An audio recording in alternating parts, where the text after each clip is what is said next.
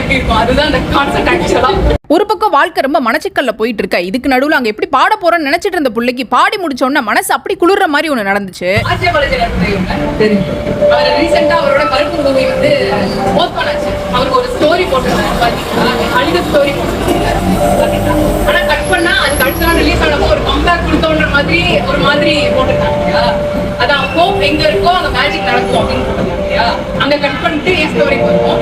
ஒரு 1 year back போனோம். அங்க போனீங்கன்னா எனக்கு இந்த மாதிரி கான்செப்ட் பண்ணணும், இந்த மாதிரி எல்லாம் ரொம்ப ஆசை. பட் எல்லாருக்குள்ள பயம் இருக்கும் இல்லையா? நான் அப்போதைக்கு வந்து பாடும்போது ஒரு நாள் வந்து இந்த மாதிரி கான்செப்ட் மாதிரி பண்ணுவேன் அப்படின்னு ரொம்ப நம்பினேன். பிடிச்ச விஷயம் சின்னதா பெருசா, ஆனா அதை வந்து நீங்க மேனிஃபெஸ்ட் பண்ணுங்க, நம்புங்க, கண்டிப்பா அது ஒரு நாள் நடக்கும். அதுக்கு எக்ஸாம்பிள் தான் நம்ம வைப் சாங்க ஸ்டார்ட் பண்றோம்.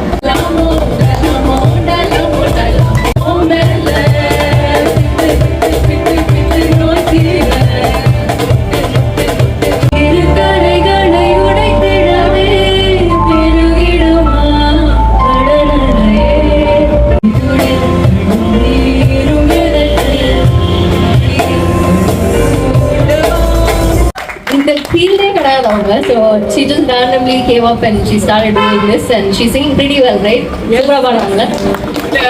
காது கொடுத்து இவ்வளவு நேரம் கவனிச்சதுக்கு நன்றி. ஒரு தில்லா போனாலும் ஆனாலும் இந்த பார்த்து பேரினாலும் அடையேனாலும் I am someone who holds myself back because of fear. The பயம் இருக்கும், ஐயோ இது பண்ணா என்ன நினைப்பாங்க மத்தவங்க அப்படின்றது. So இந்த பாட்டு வந்து it inspired me to come out of it.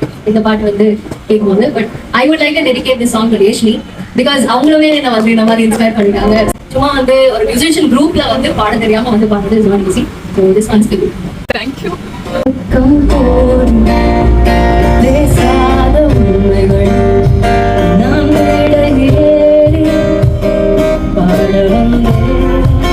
Song intro கொடுக்குறாங்கன்னு பார்த்தா திடீர்னு அந்த சாங்கை நமக்கு டெடிகேட் பண்றேன்னு சொல்லி பாடினாங்க பாருங்க, மனசு கலங்கிருச்சு. 7வது எபிசோட முடிச்சாச்சு. 8வது எபிசோட கதற விடுறோம்.